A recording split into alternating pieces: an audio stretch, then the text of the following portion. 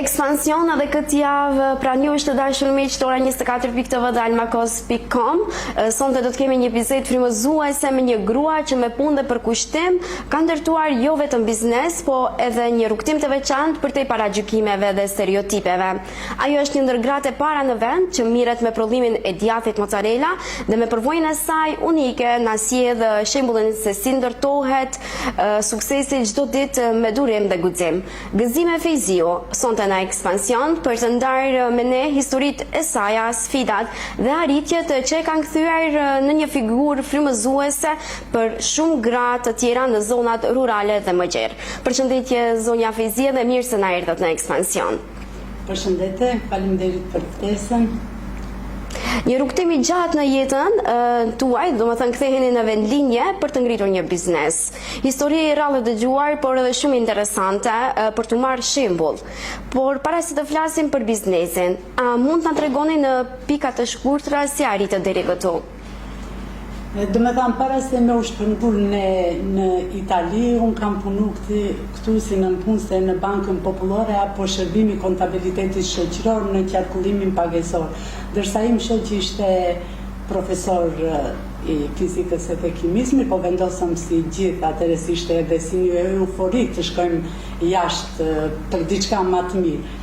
Shkuam në Itali edhe atje ishim punëtor të thjesht, im shoq ishte udhëheqës i asaj fabrike për shkak se është një teknolog i mirë i këtynve llojeve të produkteve.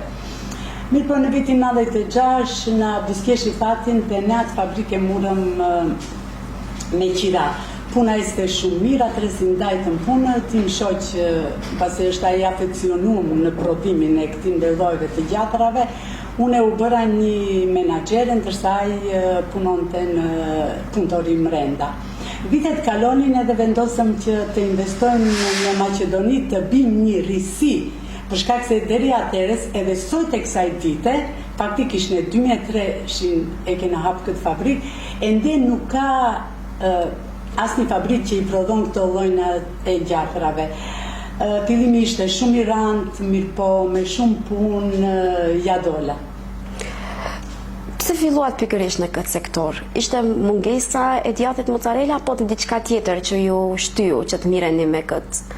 Po, mbi të gjitha ishte që për shkak se shpesh kur vinin ne nga Italia këtu bënte hulumtim im shoq, me të vërtetë në atë kohë 2003-shin lesës kishte që mireshin me prodhimin e mozzarellës mirë, po edhe shumica nuk e njihnin, edhe ashtu ne vendosëm të sjellim një risi në Maqedoni, ku prej 2003-shit edhe deri më sot ende nuk ka asnjë fabrikë që prodhon këto lloje të gjatrave apo kashkavallave, edhe sidomos veçanti mozzarella. Sa kohë punuat në Itali? Unë punova 13 vjet në Itali edhe 9 vjet bëna vajtjartje. Për shkak se ne nuk e dishim si do të shkonin këtu punët, thash edhe më parë se nuk e njihnin shumica mozzarellën, edhe 9 vjet e mbajtëm paralel fabrikën në Rom edhe këtu. Ishte një sakrificë e madhe si për mua, si për tim shoq, mirë po ja dole. Kur ishte momenti që vendosët që duhet të ktheheni në vendlindje dhe të nisni biznesin tuaj këtu? Të tregoj drejtën, momenti ishte që edhe pse atje ishim shumë mirë, kishim aktivitetin ton, biznesin ton, mirë po frika ime ishte për fëmijët. Të tregoj drejtën, jam e sinqert, ndoshta dikush do të më keq kuptohe, që mos më mbeten për çdo herë fëmijët e mi në migrim, edhe vendosëm kur djali me mbaroi klasën e 9 në Rom, vendosa që fillimisht erdha me djalin edhe regjistrova në kolezh këtu, që ta heki prandin dal ngadalë se vajza ishte më e madhe, edhe vendosëm që të kthehena. Mbasi djali u adaptu, fillimisht patëm probleme se djali nuk mundeshte të adaptohet në këtë rreth. Edhe mbasi u adaptu djali, erdhe edhe vajza, mbaroi fakultetin këtu. Mandej mbas viteve kur hyn punët në binar, sepse thash se mozzarellën shumë pak e njihnin edhe këto lloj të kashkavallave, edhe mbas 9 vjetëve vendosëm që të mbyllim atje dhe të transferojnë këtu. Do me thënë vendimi nuk ka qenë aq lehtë i marrur. Jo, po shife, ne atje jo se ishim keq, ishim shumë mirë, ishim një ndër parët shqiptarë në Rom që kishin biznis. Bet fjalë për vitin 1996, sot ka plot shqiptarë që i kanë bizniset e veta. Mirë po njeri duhet të ketë një guxim, edhe ti thot ndalu. Atë guxim ta marrish shumë rand. Mirë po ne kishim vendosur ashtu edhe u kthi. Kush ju dha mbështetjen të forcën më të madhe për të nisur biznesin tuaj këtu në Maqedoni? Po të tregoj, fillimi ishte shumë i randë. Edhe sidomos u ktheva une. Une me djalin ishte i vogël, shkonte në shkollë. U ktheva une dhe të gjithë më shifshin me një sy, për shkak se edhe ju vetë shumë mirë e dini se në krye të një prodhimtarie, çdo herë pritet që jetë një burr, jo një grua. Për shkak se gruaja nuk mundet, gruaja mund të jetë një infermiere, një mësimdhënëse, një mjeke, etj. Edhe pse sot femra shqiptare ka hecur shumë, më shifshin me një sy shumë, si të them, si unë do të dështoj, nuk do mundem. Për kraljen më të madhe i kisha ka im shoqët dhe kam fëmijët. Çdo herë më thyshin shko dhe e bësh, do mundesh. Dhe edhe pse pata shumë pengesa, edhe shumë stereotipe, shumë mirë po ja dola. Si ka qenë reagimi familjarëve të tu kur keni thënë që do ta hapni biznesin tuaj? Do me thënë, nga Italia do ta sjellni djathen këtu dhe do ta vazhdoni, do me thënë, biznesin tuaj në vendin tuaj. Shife, reagimi i familjes, mirë po edhe shokëve, edhe trepit, edhe miqve, edhe si të them, atëres ato ishte gabimi, më thushin është gabimi ma.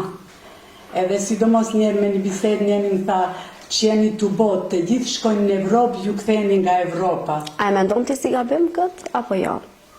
Tani në këtë kohë? Drejtën, nuk është gabim, për shkak se atë mendimin që e patëm edhe atë iden me tim shoq që ti sistemojnë fëmijët në vend lindje, ja rritëm, i sistemum, u martun fëmijët, janë punë të mira, mendoj aty nuk gabum që ju kthej.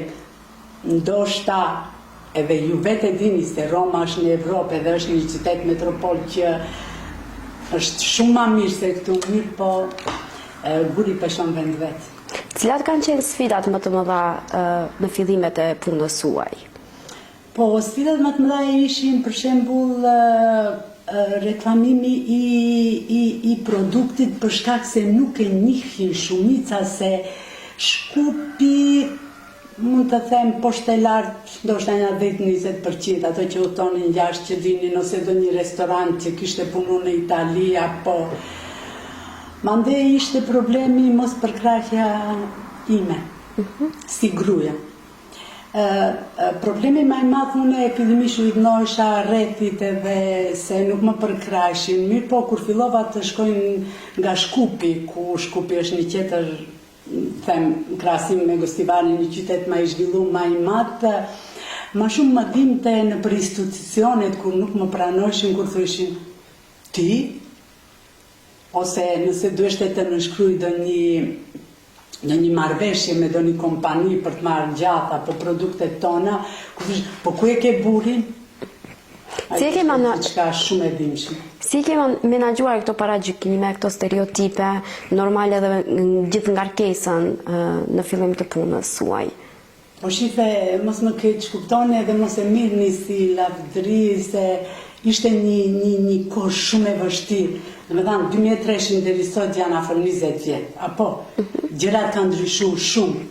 Mirë po në atë kohë, si një grue, një nanë, një ambise, një nuse e shtëpisë, etj, ishte shumë e randë, të të paragjykojnë, të të thunë se kjo që tash dhe dështoje, Nagipi, im shok qëtë Nagipi ka bo gabim të madh, ka investu që e ka pru gruen, sidomos kur shkojshë unë dikundi në do një konferenca, po kjo dim vetëm të shetise, kështu qashtë, e nga të mos i përsëris krejt, ishte shumë randë, unë boja një luft, për shkak se puna, familja, inspektorët, më thash, gjykata, lloj mund të kuptoni me një biznis ka lloj punësh, edhe të pëlqyeshme edhe të papëlqyeshme. Dia të qaj natën, edhe në mëngjes të ngrem, të rregullojmë edhe të shkoj të vazhdoj punën. Nuk u dorëzova, thash, ishte shumë e rëndë, mirë po mendoj se ja do. Si që potencuajt edhe në fillim të bisedës, edhe gjatë bisedës që jemi duke folur tani, mbështetja juaj më e madhe ka qenë bashkëshorti juaj. A i keni ndarë të gjitha obligimet në biznes dhe a i dini kush është shefi? Shipe, ki biznesi jonë është biznis familjar. Edhe me qenë se punët i kena të ndara, im shoqë në Itali mbaroj një shkollë të mesme, si teknolog, për shkak se ai ka mbaruar fizikën edhe kimin, sado kimia kishte lidhëshmëri me teknologjinë e ushqimit. Kur e morëm fabrikën në Itali, atëherë sta i ndajmë punët. Se ai tepër është i afeksionuar, që mund ta shihni poshtë, ai është duke punuar. Edhe tha, ti do të menaxhosh.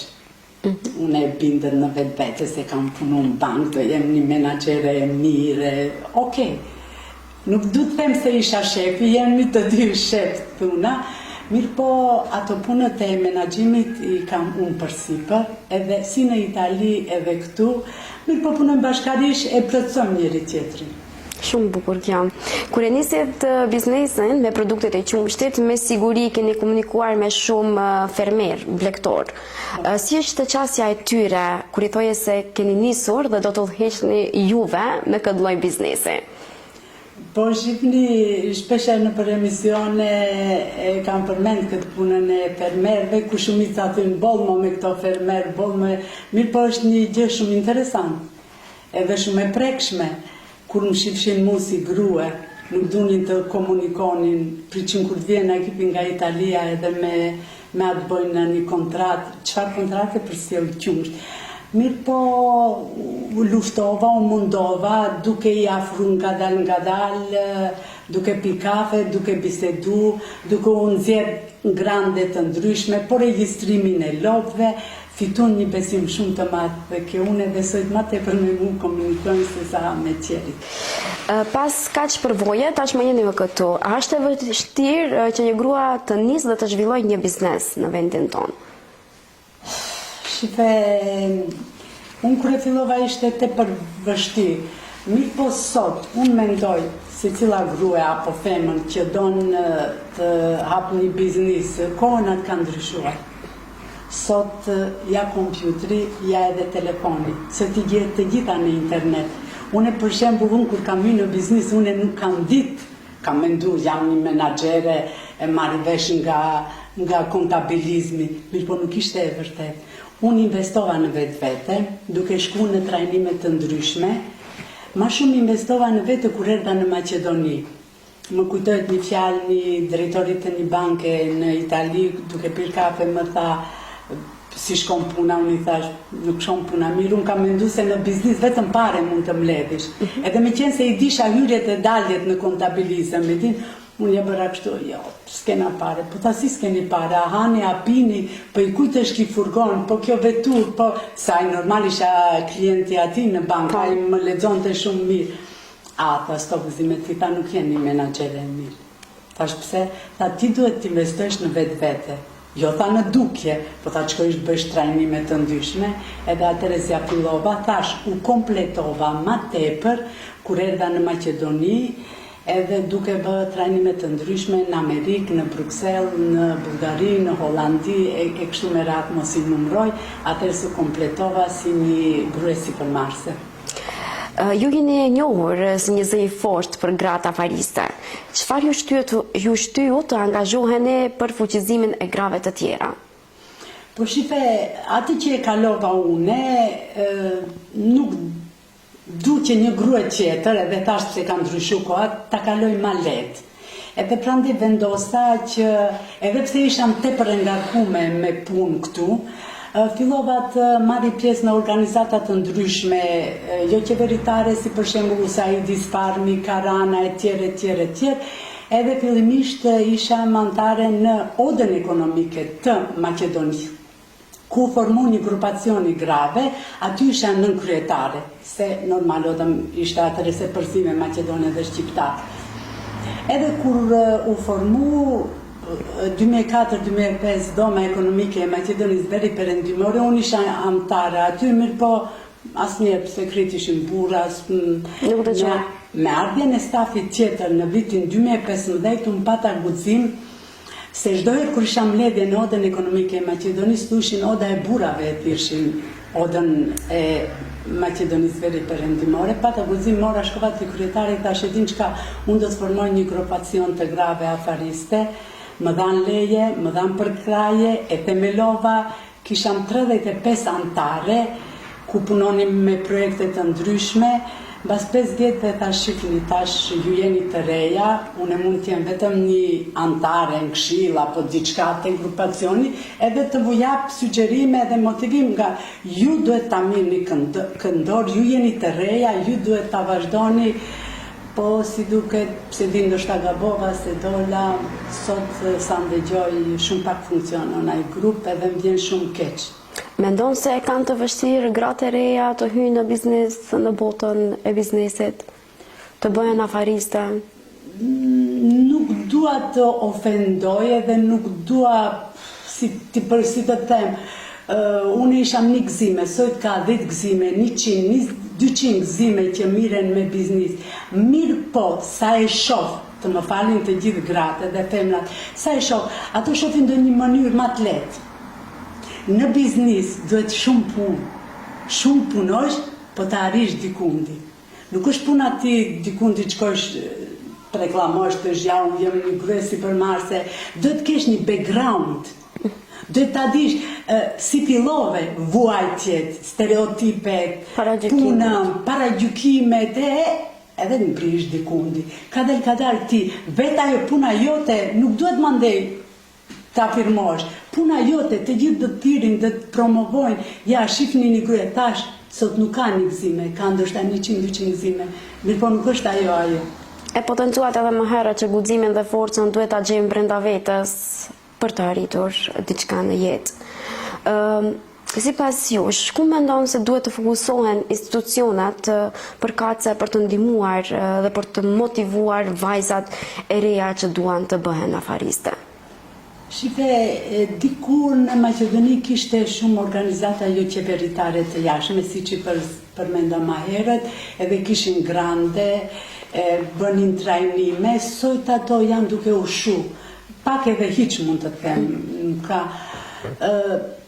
Problemi institucioneve të ne që është përkraja financiare të femrat sipërmarrëse shumë e ulët edhe, jo e ulët, po edhe nuk ka. Dikur Ministri e Ekonomisë ndihmonte me 120.000 dinar një grua sipërmarrëse, ndoshta për dikend ishte e mirë se ardhët, po për dikend nuk është. Do me thanë, që të nisish ti një biznis duhet kesh financa. Aso që e dini shumë mirë bankat si funksionojnë, interesat janë shumë të nalta, edhe këtu duhet, derisa e shef se një grua mundohet edhe donë të hapen një biznis, këtu duhet institucionet të përkrajnë femnën, të përkrajnë atë grua, ti ndihmojnë, gjitha financiarisht, se ajo do të gjejë rrugën e vete, do mundohet, do luftohet, poshtë e lartë, do investohet, nuk do investohet, do të gjejë, derisa e ka marrë atë rrugtim që të bëhet një grua sipërmarrëse, mirë po këto gjërat kene janë shumë të dobta. Nga përvoja juaj personale, nga sfidat që keni të i kaluar, nga guximi që keni pasur brenda vetes, cilat do të janë 3 këshillat që do t'ja përcjellje të gjitha grave dhe vajzave të reja që janë duke ju ndjekur në këto momente? Këshilla ime do t'ishte që mos të hezitojnë, mos të kemë frikë, mos i trembi. Tash biznisi është një gjë shumë e rëndë, edhe donë shumë punë. Shife, nga vetë fjalla, si për marrës. Do me thanë, ti e bartës i rezikut. Ti rezikon, sot fiton, nesër humbën. Mirë po, ato humbja edhe fitimi janë vlezër. Po thuhet me një fjallë popullore. Të kenë guxim, të kenë një ide, ta ngjallin atë instinkt që e kanë në vete, edhe me shumë punë unë mendoj. Ato do që arrin, edhe pse do të rëzohen, do të paragjykohen, Anëse se ka ndryshuar gjërat, mirë për paragjykimet edhe stereotipet të ne ende ekziston për femnën. Mirë po nëse punon shumë, nëse ka edhe vetë besim, vetë vete që unë këtë do t'a boj, të shkoj aty dhe rëzohem, mirë po unë do dalë deri atje. Unë mendoj se do t'ja arrin suksesin, mos hezitojnë, se edhe biznisi ka ato kënaqësitë e veta. Për shembull, ti ke bërë diçka për vete, mirë po ke ndihmu edhe tjerëve, ke punësu, u ke ndihmu në mënyra të ndryshme. Shumë e bukur kjo. Të flasim pak për jetën personale. Sa keni kohë të lirë për vetën, pasi e përfundoni punën? Po, të them të drejtën, se di njeriu mundesh ta programoje jetën e vete, edhe kohën e vete. Unë kam pas kohë çdo herë edhe për familje, edhe për vetë, edhe mbaret njeriu si organizon jetën e vete. Shembull, mua më kam plotësu edhe që kam shku në për këto organizata gjë qeveritare, edhe në për këto asociacionet e grave për afirmim të biznisit apo diçka tjetër. Se di kam gjetur punë edhe ajo më ka plotësu. Në çka e shpenzoni më shumë kohën e lirë? Kohën e lirë shpenzoj në shtëpi afër familjes time, e shpenzoj edhe me shoqet, dalim pim kafe, bëjmë shumë shëtitje në për vende ndryshme. Mirë po mbi të gjitha në rend të parë është familja. Si e balanconi ju e jetën personale dhe profesionale? Ka një balans mes këtyre dyjave apo? Po jo, më thash, mbaret si do e balansojsh vetë, mbaret si do e organizojsh vetë. S'ka aty mendoj balans. Cili është një moment që ju bën të ndjeheni më krenare? Në moment më krenar të tregoj, unë rastisht kam hyrë në biznis. Nuk e kam pas asnjëherë mendjen, edhe më ka shku fare në fund mendje se unë do të bëhem një afariste e shkëlqyeshme. Ka shumë momente që më kam bërë krenare, për shembull kur në vitin 2006 ambasada e Amerikës më shpalli grua më të suksesshme në mes të 6 tjerave në sferën e biznisit, unë isha vetë një grua që më shpalli si grua e suksesshme, ambasada e Suedis, këto organizata gjë qeveritare, ambasada e Italis, jam bëj shumë ambasada edhe institucione këtu në vend.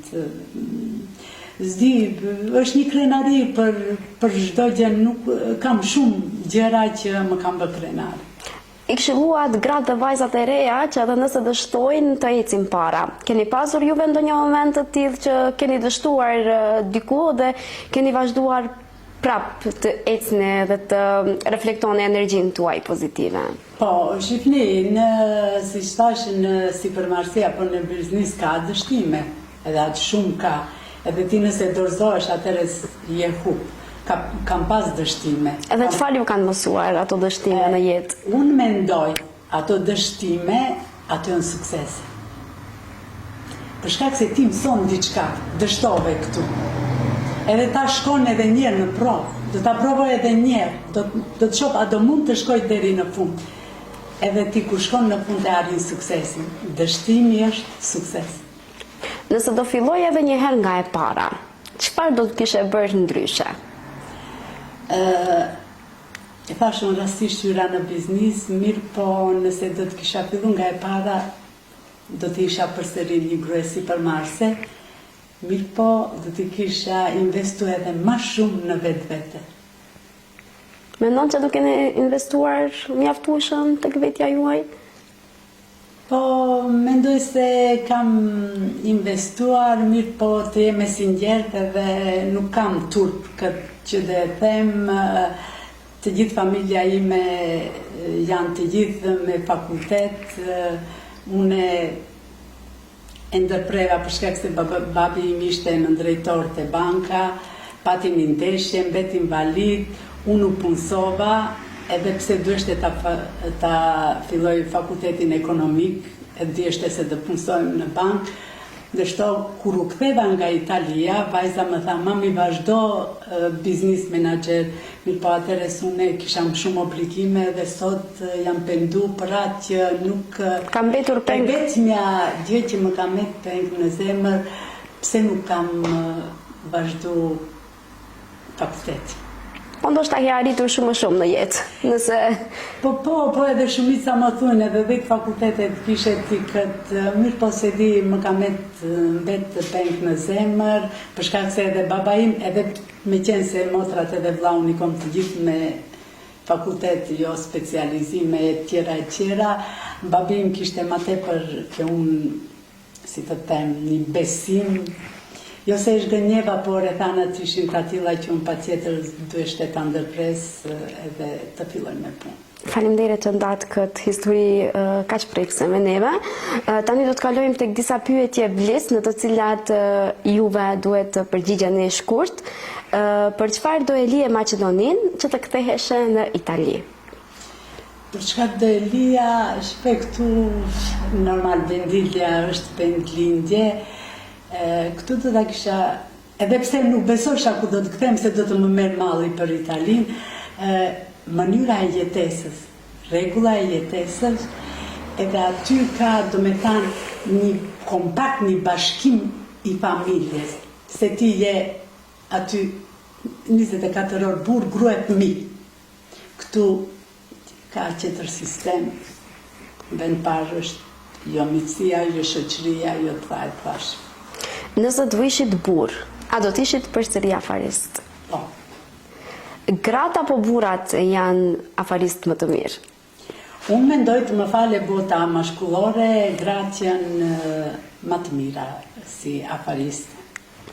Çka ju nervozon më shumë në punë? Në punë më nervozon